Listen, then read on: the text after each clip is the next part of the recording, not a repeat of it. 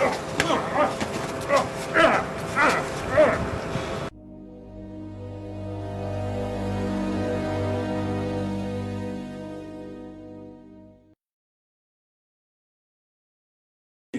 a self-defense situation, you want to take it to them. If they're compromising your space, you switch to short weapons, but then you expand back to long weapons to regain your ground.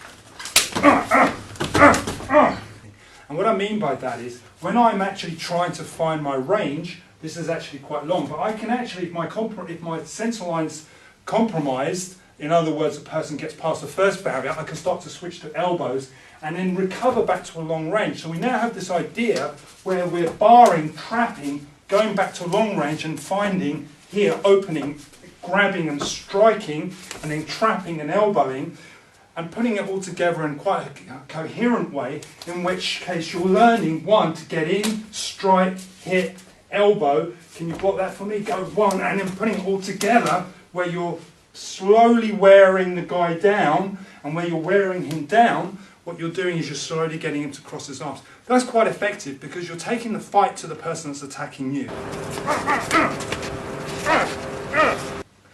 So typically in Wing Chun, when we use the elbows, they're close range, but another way of thinking about using elbows in Wing Chun is that if your arms are stuck in the inside, very similar to sort of a clinch type idea, and we've spoken about this in some of our other videos. If someone's applying pressure, before we spoke about retracting your hands and getting your hands out with a sensor line punch, but if it's applying pressure, you can simply absorb the pressure and hit around. So you've now got these ideas where you're elbowing from your hand being crushed in this situation.